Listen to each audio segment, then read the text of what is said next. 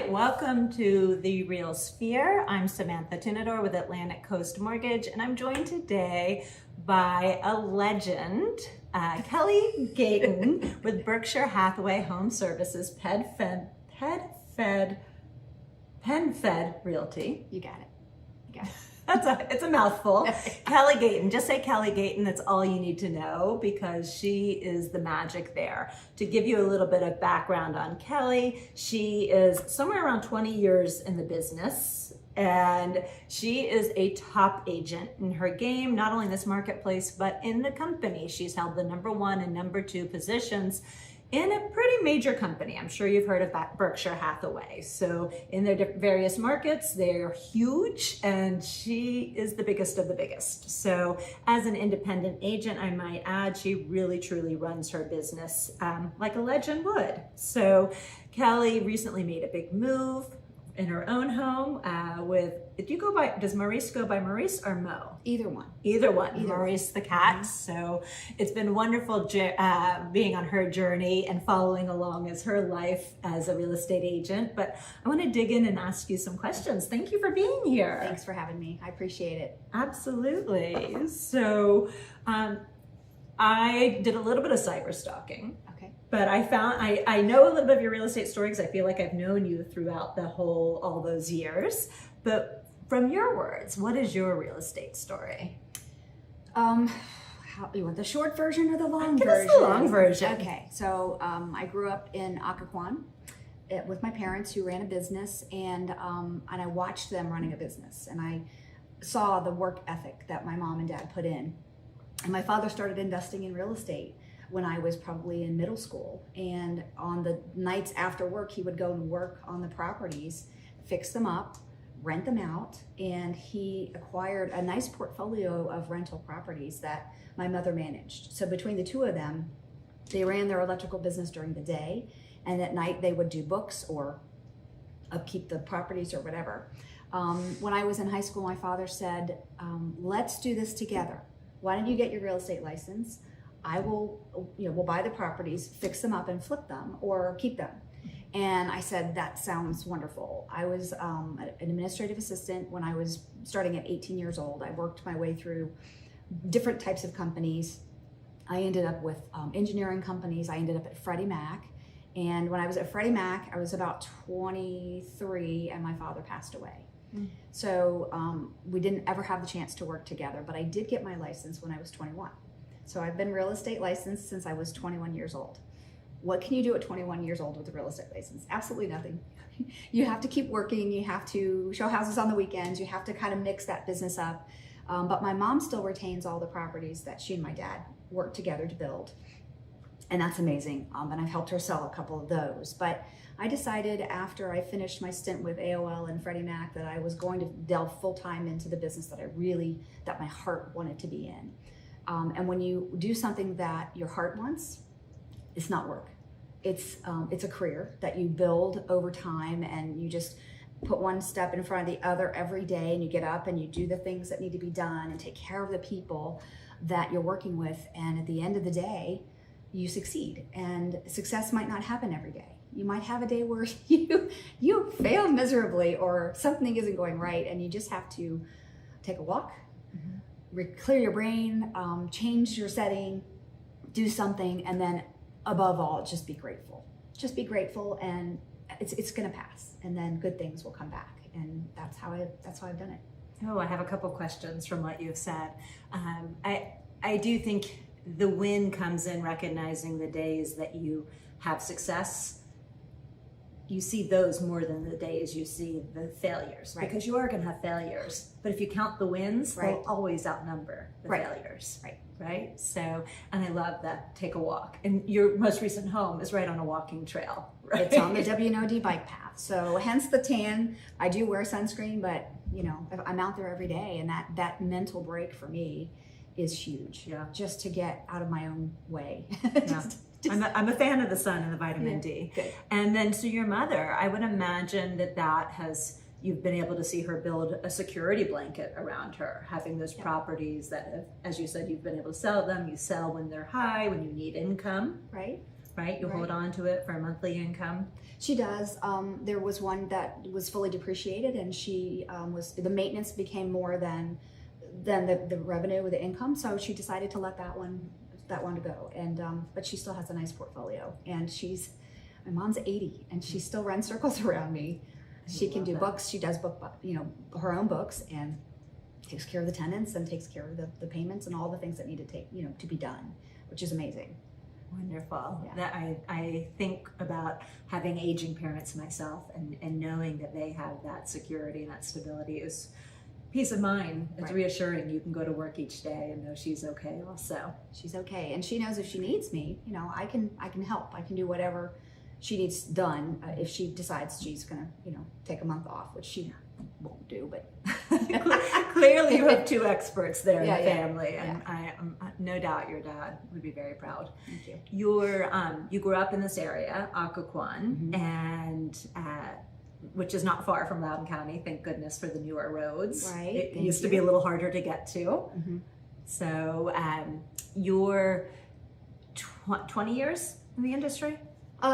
Well, I was licensed at 21, and I took my license inactive for a couple of years while I worked and just, made a life and just survived. So I got back into it in 22. So I went back to Alan Martini's class at DAR and just reactivated my license in 2022. I'm sorry, in 2002. My brain. It's Monday. It's a Monday. Yeah. So 20 years ago now, really. Yeah. 21 years ago. 20 years ago. Yeah. Yeah. So Okay. full time, and I worked for various companies over the years. And in 2008, I connected with Sue Paleo, and she's my broker, my mentor, my friend.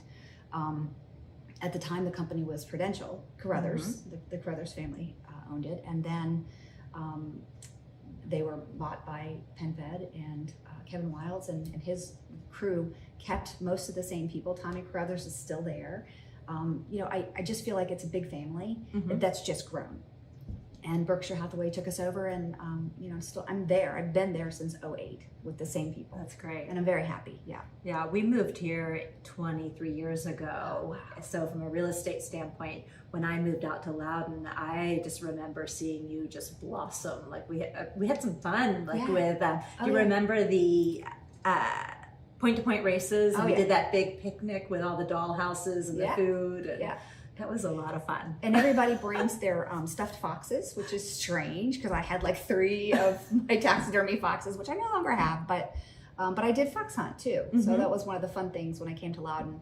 My horse background helped me out a lot. So I was able to jump in and go fox hunting with. Great from a connection standpoint. Really great connection. And you mentioned working for Freddie Mac, local kind of government type entity, but also AOL, which would have been kind of the early days of AOL.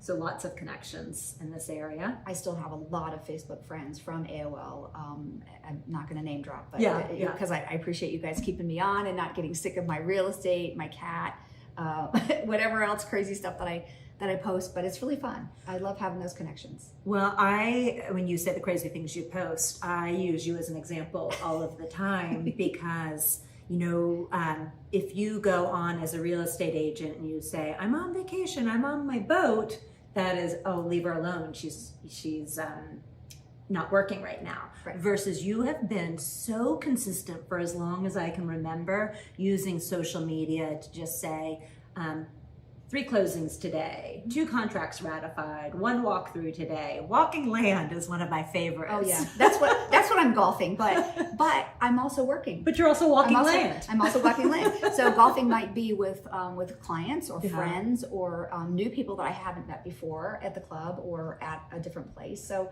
I feel like everything I do is always the end goal for what I do for work. I mean, my work is not just my work, it's my career, it's my life, it's my lifestyle. I do take days off, I do take vacations, but I just, people don't need to know when that's happening because it should be seamless. Right. And I have a lot of assistants that make sure that if I am away, that things get covered. Right. Smart. It's a good use of your resources. But what that did was it hung an open sign. Most days. And it was clear what you did without having to go into a long story. You were like the original 140 characters, but 14 characters. Okay. Like you made it really obvious. And I know you were omnipresent. Like you were there with a sign on the street. You were at the office. You were at the meetings. You were doing all of the things, but you had a platform where you shared broadly that you were open for business each day. And you honestly did it before most agents did. I tried. I mean, Yeah. I think I just had that that really good repetitive, you get up and you do something every day and it becomes a habit. And that's what I did. I mean, I walked my dog. I just, get up and then you go to work every day. Yeah. So, and let people know that you're there to call. Well, I have a few more questions for you. Okay. I think you've probably already answered this one, but specifically, is there one person who inspired you to get into real estate? Okay. Would be my dad. Yeah. Would be my dad. And I think my mom also is my biggest fan because she was right there supporting me through my licensing and all the things that I had to do to get the first license. And then, when my dad became very ill with cancer, he still pushed me. He still said, you got to do this. You can't let this go. This is what you're meant to do. Yeah. And I believe him. I think he was right. He had a really good sense of being a people person, and he was a people person, and he knew how to take care of people and make them feel cared for. So there's a difference in somebody just going and listing a home and selling it for them versus saying, what are your needs? Where are you headed? What's your thinking?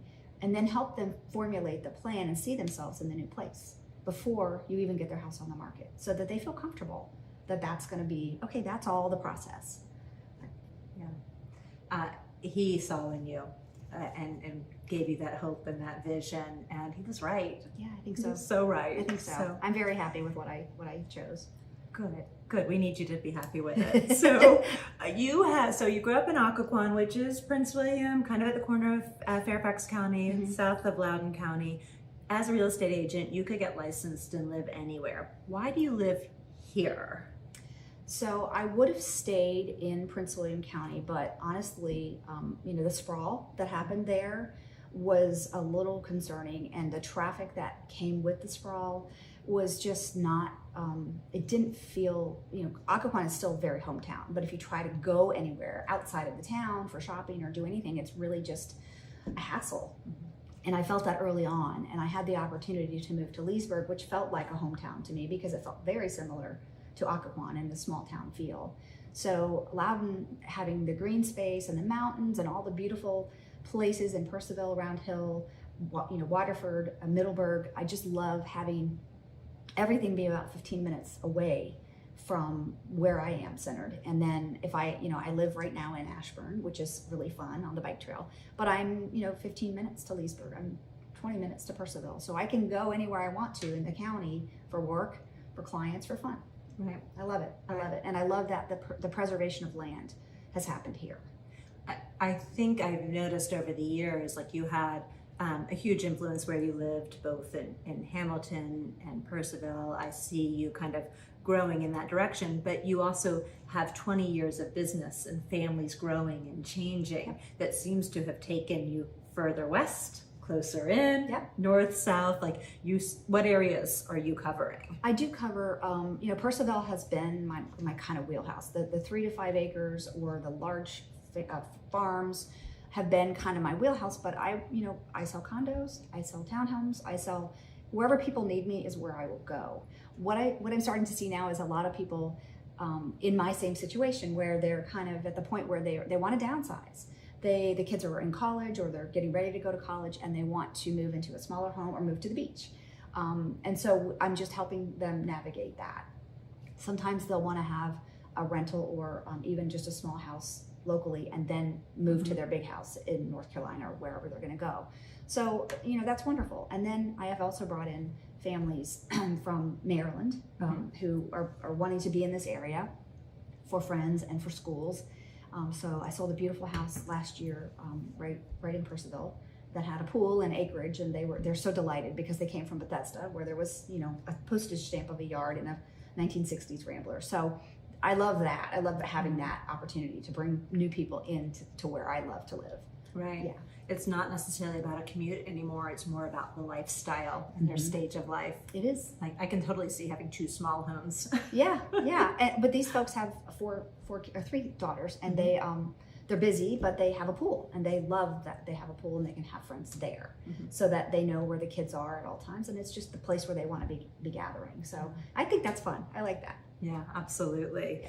Have you seen your dream home? Do you know where your dream home is? My dream home? I've had lots of dream homes. I've had Victorian 120-year-old homes that we've renovated and fixed up. I've had, you know, homes that are newer, but they're in a golf course community. I've lived in all the dream places where you'd want to live. I think your dream depends on where you are in life. So the dreams change. The dreams always change, because when you're young, you think, I want this huge house, I want this land, I want this farm, and I had all that and I loved it. And I rode horses, but now I don't need that because I don't have horses, and I don't really need all that space. So for now, I'm in my dream home, but that may change in a year. That's great. Yeah. Yeah. And what does the sign in the garage say? Dream. You're in your dream home. I'm in my dream home. Where was the first home you ever showed? Ever showed? Do you remember? Yeah, I do, because I was in Woodbridge living there. I was living with my first husband, and I was in a townhome, and I went to show a property in Stafford. So it was a townhome in Stafford. Yeah. Did you go under contract? Not that weekend, but the next weekend we did. So I was working at Freddie Mac. I was commuting back and forth from Woodbridge to Tyson's Corner. And then on weekends, I would do open houses, and I would take buyers out, and I would, you know, go do everything that I could possibly do. Occasionally, I had to take off on a Tuesday so I could attend a staff meeting, but it was rare. It was rare for me to be able to do the real estate life the way I wanted to do it at that time. Wow. I didn't realize you started part-time. That's I did. impressive. Oh, yeah. No, I did. I hung my license, and I tried to do everything. I love it. What about the last home you showed? Oh gosh. Most recently. Most recently, I'm trying to think. The last home I showed was in Berryville, and my clients bought it, first-time home buyers, and they're very happy. That's wonderful. Yeah, congratulations. Yeah, that was a lot of fun. Are you seeing a move west? Are people going out further for affordability? I think right now the inventory is still so low, and the interest rates are kind of keeping things, you know, stable. But I think that people, if they can't find what they want here, they'll go a little farther out if they're able to. So I think right now we're seeing that. Yeah. You can talk more about what rates are going to do and what you think is going to happen when they start to drop. Woo! It'll be a race. Flurry. It's already busy, it's right? Be a flurry. Yeah. Goodness. Yeah. Well, so you have lived between 2 different counties, almost 3 different counties, I guess. Yep. And I believe you focus your business here in Loudoun. Are you Virginia licensed? Yes, only Virginia. West Virginia, Maryland? No, okay, only just Virginia. I think I like to focus in my market. So I don't feel like I can be an expert in many markets, but I really focus where I know best. So that's what I like to do. I will go as far as, you know, Winchester, Aldie, Chantilly. I've gone even into, you know, Fauquier County if I need to for clients. But if I don't feel like I know the market well, then I'll partner with one of my other agents in the office who does have, you know, that extensive. Right. Like they'll go far. Right. Well, in working with Berkshire Hathaway, you have a good referral and network to be able to help people across the country. Really, I got a great. I just sold a great house in Bluemont. You saw the old house that was on my Facebook, and that was a referral from a DC agent that I've worked with for years. She's with another company, but we do business together all the time. She knows they're in good hands with me, and they certainly got everything they asked for. That's I think they were very happy, and the house was amazing. Yeah, it looked really great. fun. It looked wonderful. All right, well, tell us about the most interesting house you have seen in our marketplace. It might be that one. Huh. It might be that one that I sold in Bluemont, because it was definitely over 100 years old. It was on the mountain in Bluemont, on the Clark side, and it just felt very magical. The property was magical. The house had 5 bedrooms, and the family would go and stay, and they would all comp. Like there would be like 12 or 15 people in the house at one time. It had diamond windows, like these diamond shaped like window panes on the upstairs, and in one bedroom it felt like you were in a tree house because the windows were low and they would open. There was a pool, 11 acres. I mean, it was just a magical, beautifully landscaped property that you just, when you got on the property, you just felt like, wow, I feel like I'm on a mountain vacation. Truly a retreat. It was really a retreat. Very fun, very fun. I love that. I wish I'd had a chance to go see it. Yeah. We need to bring back houses being on the market longer and open houses. That would be fine. I'd be okay with that. Knock on wood. Oh goodness. What about, do you have like the sweetest favorite memory from all of your real estate transaction? Oh gosh. What do you have, something that just makes you like your heart happy? I really have to say that I mean, I love helping everybody, but I do love the first time home buyer's story because, you know, a lot of times they're young, they're newlyweds, or they're about to be newlyweds, or, you know, or it's just the first house and it's so exciting for them. And I want to make that process the best I can because I want them to know that this is a stepping stone. It may not be your forever home, but you're going to build equity and you're going to have an option to go into a larger home later if you want to, or maybe that's going to be it for you. Maybe that's where, you know, you want to live. But I try to make that, you know, that is always the sweetest for me, just helping somebody achieve that for the first time. It's magical. It really is. It is. And the opportunity to build that wealth. What advice do you typically give to a first-time home buyer that sounds very Kelly Gayton advice? Go slow. You know, take your time. Make sure the house speaks to you. Don't jump at the first thing that you can afford. Look at the location. The location is so important for people. And I've realized that over the years with my own personal moves is that I want to love where I live. That's my tagline, but I also want to love my location. That's a huge piece of it. So real estate is location. So yeah, I think that's important. And as the realtor, I've been in the car with a couple that I'm helping, not first time buyers, but I remember this was so funny.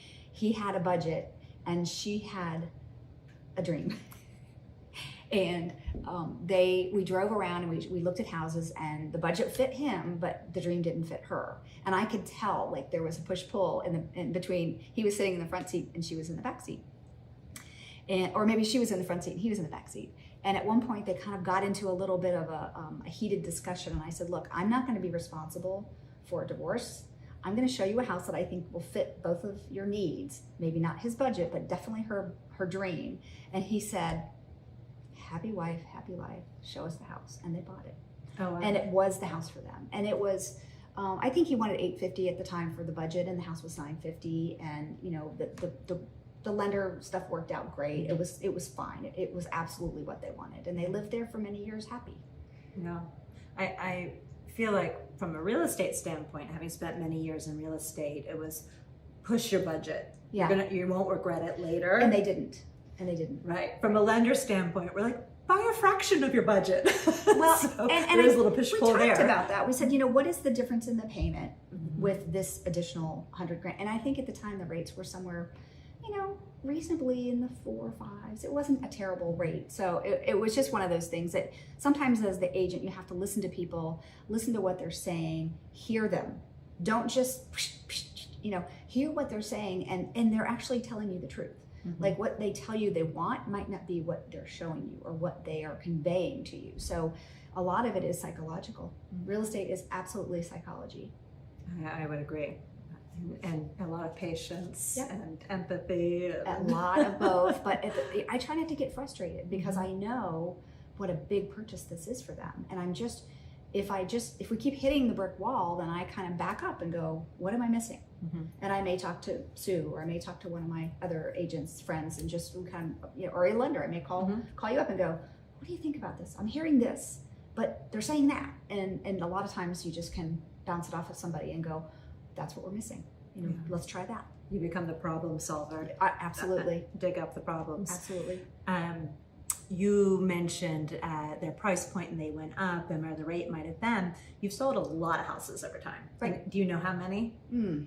A lot. A lot, yeah. Yeah, I mean, like 200 million, is that an accurate number? Oh gosh, I think I'm in closer volume. to 350. 350, you need to update your LinkedIn. Yeah, Not a priority. Not a priority, I'll get there. 350 million in properties, that's a lot of properties. Yeah. Did people buy the house or the rate? Always the house.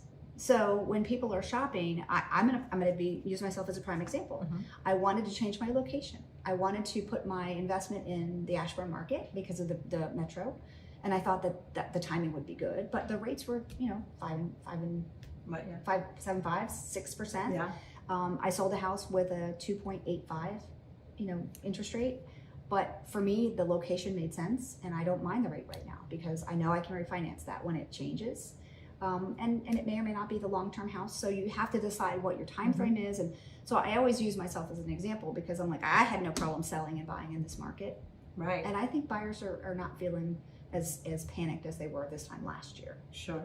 Well, and we've bought a lot of homes over the years, and not once did we ever do it because of the rate. Now, it might have empowered our price point. Sure. But we bought a home. We didn't buy a house because of a rate. Exactly. And generally when people, you're not selling houses, you're selling homes. Right. You're that whole lifestyle, how it makes them feel, Right. how they're going to grow into it, how long they might be there. Yeah. So I think in general, the conversation, where, as you said, people are getting more comfortable. It's kind of shifting back to like, what are your needs? What are Let's your meet needs? your needs versus buying because of a rate. Right. So, all right, well, who inspires you outside of your family to be the best you can be? Where do you find your motivation, inspiration? I have a really one very close girlfriend. I have my sister. I have, different people at different points inspire me. My girlfriend, together, when we spend time together, we have a good time and we laugh and we play golf, but she is very successful in the corporate world, and she's done some amazing things. And I take inspiration from her, just seeing that she's done all that and she still enjoys life and she still has a really good outlook. I try to surround myself with positive people. Negative energy doesn't work well around me, and I don't know that I don't want to change that person's outlook or try to put something happy on a person who's not happy. So I just try to surround myself with people who are positive and upbeat. And I think, looking at my sister and just how she does things and how she's overcome things, she's pretty amazing. She's pretty inspiring. So I just look at, and my mom too. So, my mom's, she was a widow at 45. Right. So, and raised 3 children that all by herself. Right. Well, we were up a little bit in age, but she's still for us every day. So, yeah. Well, you clearly radiate at a higher level. Like the energy you give off is priceless, really. But I think sometimes it's a little much for people. Sometimes people go, "Whoa, wait a minute, you're a lot right there." I can relate. I can relate. But I'm really inspired by what you said, that your best friend who's in corporate, that she's leading that happy of a life, because it's not the normal expectation from working high level corporate. So that's great to hear that. Yeah, and she, again, I think she retired a couple of years ago, and now she does kind of more higher level board work. So she has more time to spend at home, but it doesn't mean that she's not busy. Mm-hmm. And she involves herself in updating things in the house and doing decorating and other things. Like, she makes sure that her time is well spent, and she's never sitting around waiting for something to do. Mm-hmm. And I feel like I'm kind of the same way. Right. I try to always just be busy and then take the downtime when you need it. Right. Like attracts like. Yeah, exactly. So, what is one client experience that brings a smile to your heart? Oh gosh, I mean, there's so many, honestly. There have been so many that just make me smile, and I'm thankful. Whenever I have a client who chooses me, and I know they could have chosen a handful of other people, they're friends with other agents as well. When that happens, it makes me feel like grateful, just because they trust me and they know I'm not just a friend they're picking. I'm a person who will do the right job and communicate with them and let them know what's going on and be very professional. So I think when someone does that for me, it makes me work even harder to do well for them, to show them, yes, you did that, you picked the right person. So I think that experience. Right. Yeah, that's beautiful. How do you feel you have made a difference in your community? I try to give back. I try to do things for the community that are architectural or like sitting on committees for the local, like Hamilton, I did the BZA, Leesburg, I was on the architectural review board. I try to involve myself in things that will help with the long term of what's going on there. Now where I live, I've involved myself in the HOA board. So I made sure at the very beginning when the builder turned it over that I'm involved so that I can help navigate the positivity. Because I've lived in HOAs where it's not so lovely, and I just think that if you can affect change, do it. Like be there. It's the small actions in your backyard that add up. They amplify to really good things. Right. And you're right. If an HOA starts negatively, oh my goodness, that could go downhill fast. And we're close to commercial right on the corner there, and there could be some really ugly escalations that could happen. So I try to see like 12 steps ahead of things and try to, you know, be the person to say, let's problem solve this. Let's not let this become a problem. Let's get ahead of it and just figure out how we lay out a good roadmap so that things can go in a good way. Would you describe yourself as a visionary?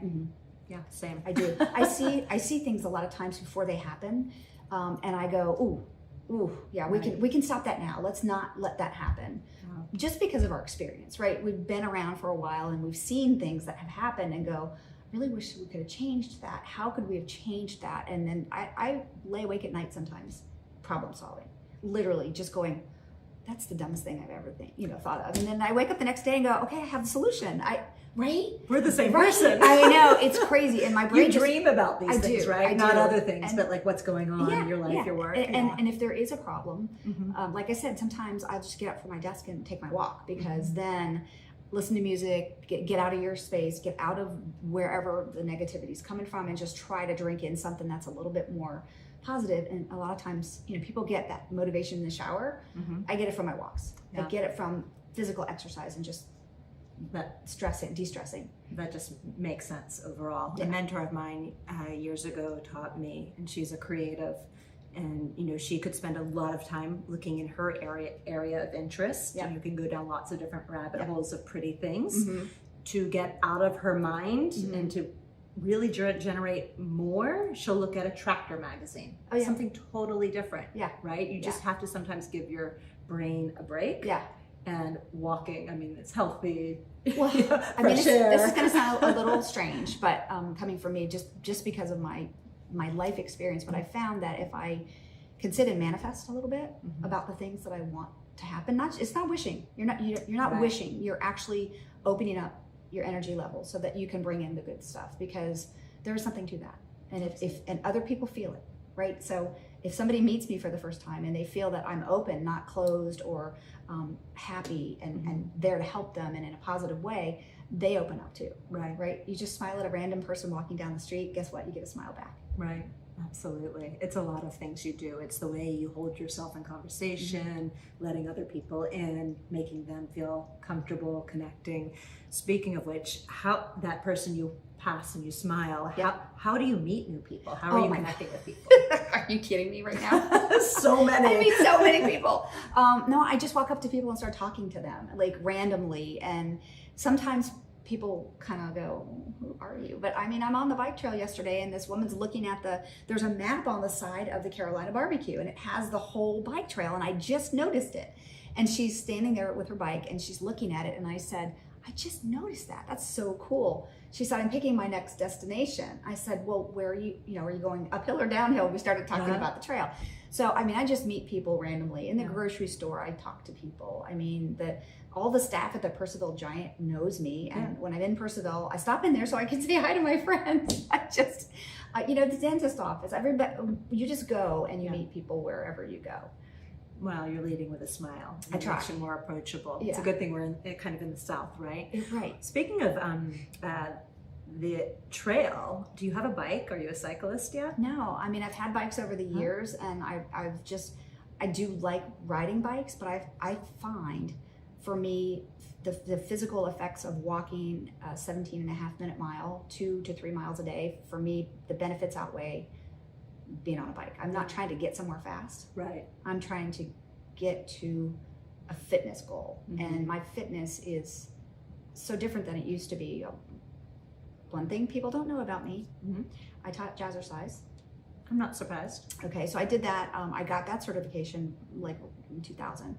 And I was doing that when I was working at AOL. So I would go to work during the day, and then I would teach fitness classes at night. And then show houses on weekends. And then show houses on weekends. So for me, fitness is always been a goal, not to be thin, just to be fit, to be healthy, to take care of my body, to make sure that I feel good so that I can radiate that and give that out. So as you get older, injuries, knees, ankles, things. So walking seems to be the one thing I can do without hurting myself. It's a good pace for you right now. And I do ballet bar too. So, you find those things. Great. Great. So you mentioned obviously make friends everywhere you go, and even when you go back out to Percival, you stop at Giant to say hi to your friends. Right. I love that. Right. Was your name ever like on the shopping cart or on the little checkout counter things? No, I never did that. No. I just talk to people. I mean, they just, you know, I say hi to the managers. I ask questions about things. I don't know why that is. And then I'll see my neighbors in the grocery store. So I just, you know, I just will see people that I know. So it's not a quick trip in and out of the grocery No, store. and at the Giant in Ashburn, where I have started to go now, but I go to both. But one of the checkout ladies, Suzanne, lives in this area, and she was at the checkout station, and I said, Suzanne, and she's like, oh my God. Hey, you found me. I'm like, I'm stalking you. But it was just funny because I knew her and she knew me. And she's like, I live here now, and I'm here now. And so this is just too funny. Yes. And people like it when you recognize them. They like it when you ask about them. They like it when you care a little bit to say, how are you? It's good to see you. What's going on? You know, there's something to that. Especially now, we're all starving for some true connection, you know, not social media surface level. Right. You know, we're hesitant because of space and time and COVID in our past. And people really need that connection and to feel recognized and seen. So I think you're naturally connecting just because of the person you are. Do you have any specific systems that keep you connected with people? Yes, I mean, I manage, you know, obviously I manage my list of people that I mail to and that I keep current with, or I invite to my events or things like that. So yeah, I mean, I handle that. Yeah, wonderful. Who would you like to work with? Who's your ideal client? Oh gosh, well, I mean, you know, you would want to say they're all ideal, because when you start working with somebody, you just figure out what you have to know how to read personalities. And you have to understand what kind of person you're dealing with. So I might work with somebody one day who's very open and will text you or email you, and then I'll work with somebody who only wants to be phone called. She doesn't want a text, or she doesn't want an email. So you just have to figure out who your person is, and then work in their manner. So I think they all become ideal if you just manage their expectations and make them comfortable. Yeah, I was taught something years ago: just simply mirror the other person, and that will give you a comfortable setting. So sit, talk at their level, type thing. I tend to talk fast, and that's one of the things that I have been working on. But it's hard when you're hardwired as a border collie. As a border collie, it's my nickname. Some of my friends call me Border Collie, so or Border Kelly. Just shared that with you. I love that. I don't know that I have a nickname. Interesting. So I feel like you're probably listings dominant.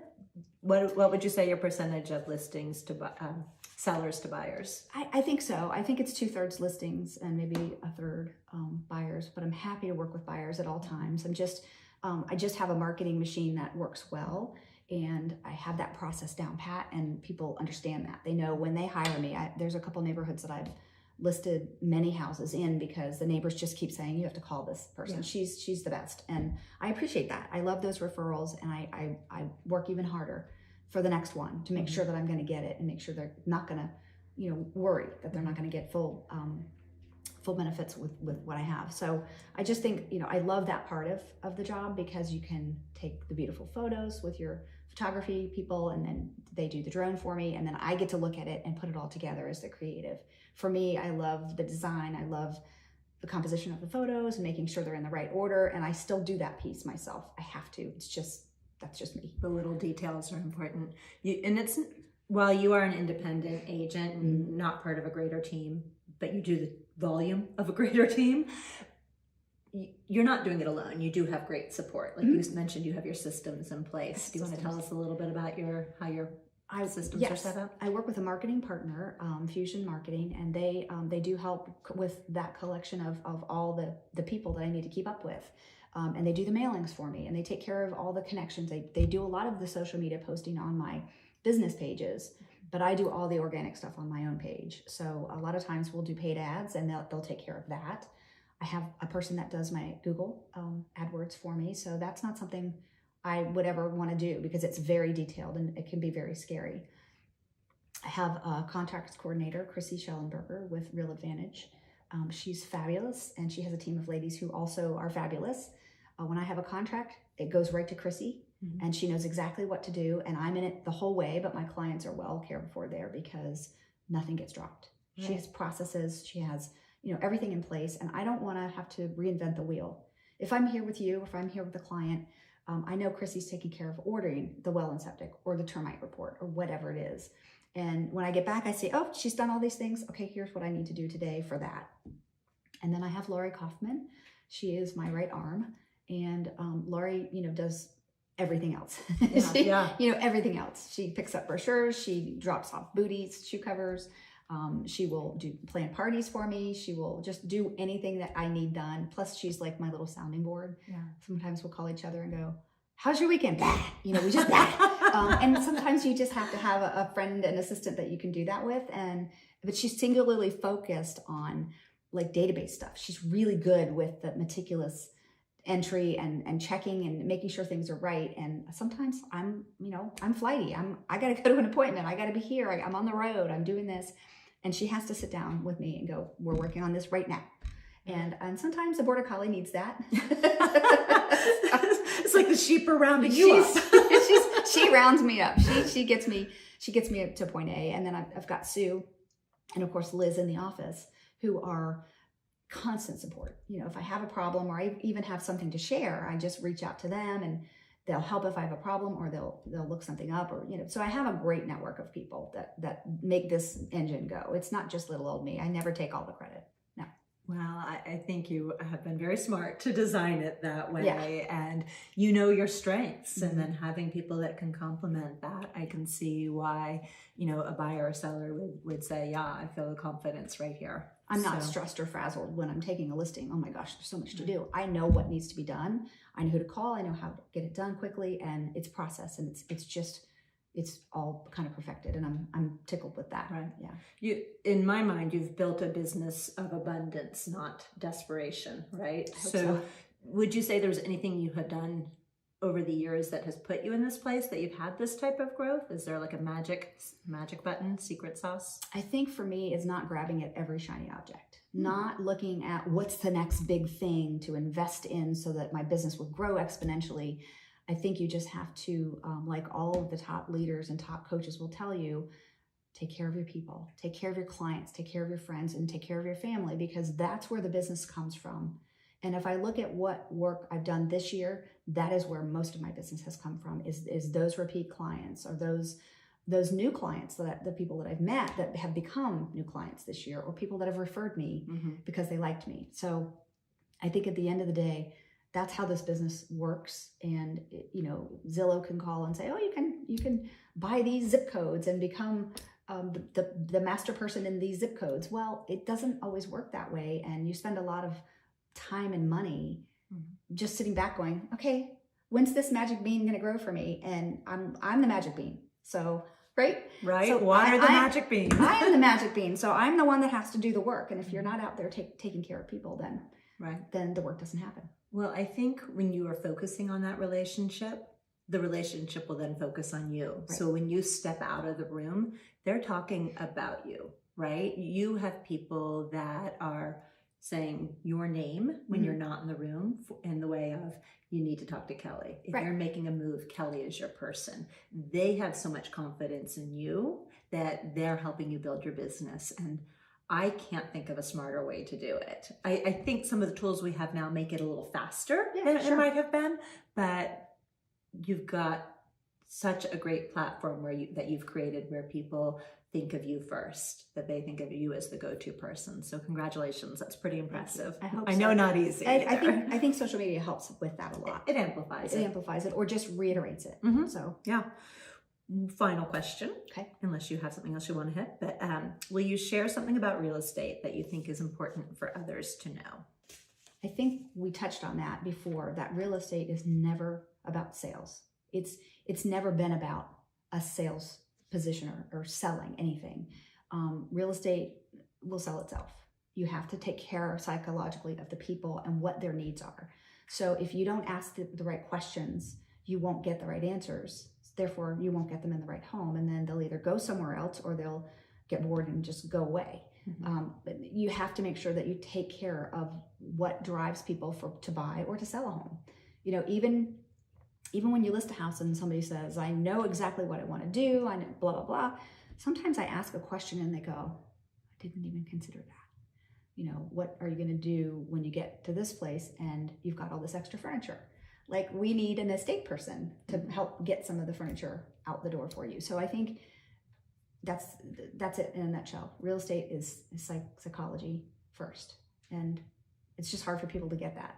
Right. They just know, I want to move, or I want to buy a house and I want to go there. I want to be closer to my parents or farther away from my sister. Right. Well, it's because you're serving the person, the people involved, and they all have such different situations or stories. And if you can take a moment and listen, ask the right questions, you're able to give them the information that they didn't know they needed. That's right. So, and you really come from in their minds, you have then provided a lot of value. You do, because you then bring more questions, like the estate sale, or you know, do you need this lawnmower? Are you going to take this with you to your condo?